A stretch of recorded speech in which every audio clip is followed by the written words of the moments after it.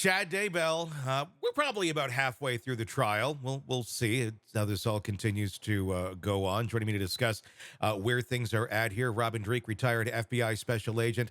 Robin, we've seen a lot of testimony thus far. None of it really, I don't think any of it really going into the direction of positive for Chad Daybell. Joined with his attorney that, I don't know, I feel like he's filling time when he's up there on the stand, like there's a clock, like must fill, and it seems to kind of go nowhere. What are your thoughts on where this is at thus far, and specifically Chad's defense? Because he doesn't seem to have one, and I don't think his attorney even knows half the time where to take it. I think you hit it right on the head. He's speaking for the sake of speaking. There's Yeah. nowhere to go. I mean, where'd he go? I mean, what he should have done is just, threw himself at the mercy of the court, claimed he's guilty, and move on. I mean, literally, there. What do you do? Yeah. You don't have anyone standing with you. You put your kids through, examination by putting them on the stands, to loosely try to do it, which is a little bit more than Lori got, Yeah. because at least a few people are standing with him. But I think this just portrays him as a bigger, my technical term, dirt bag, Hmm. horrendous human being than people even understood. And also, what's still striking to me is that friends of Lori's and theirs, some of the, and I'll call them cult members, going on trial, still are, like we said in the last episode, still showing that they got some messed up brains, because this cult mindset that they had together is just messed up. Yeah, 100%. And what's interesting about it, to understand the case, you have to kind of go along, or at least try and grasp their line of thinking with some of the things that they'll talk about with their magical thinking.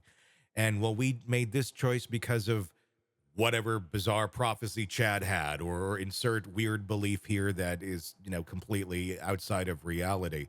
And then you kind of lead down the road of why they were involved with the Daybells, or how involved they were with the Daybells, but they still seem to have some of these magical beliefs. Uh, that can't be very helpful if you're trying to testify really in either direction. If you're demonstrating that, okay, I can seem like a normal person here, but then here's all of my belief system over here, it doesn't add up to someone who's really making any sort of competent statements. It doesn't. It reminds me of book, another book. I'm gonna keep quoting books on your show. Another book I just read is called "The Courage to Be Disliked." Hmm. And part of the challenge that we have as a species, as individuals, because we have one of the reasons why we survived as a species is because we constantly have hope. We constantly think we're more or capable of more than we actually are.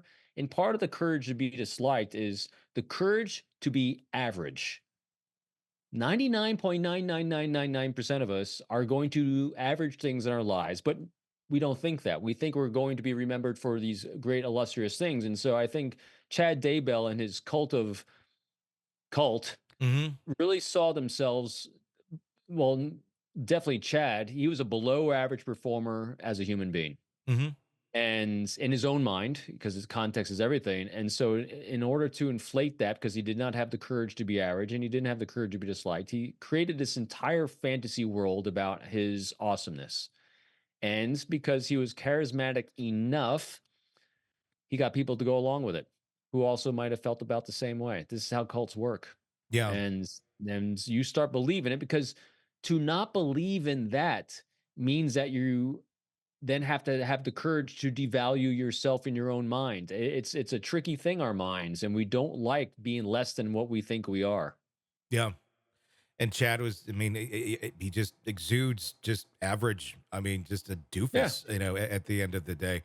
Hey, thanks for checking out the video. Be sure to follow us wherever you download podcasts, and especially Apple Podcasts, where you can get advanced episode and premium content on our premium channel right there. Also, be sure to follow us on social media so you don't miss any breaking updates on the stories that matter to you most. We're on TikTok, X, Instagram, Facebook. Just search Hidden Killers Podcast with Tony Brueski, and you'll find us right there. Again, thanks for watching.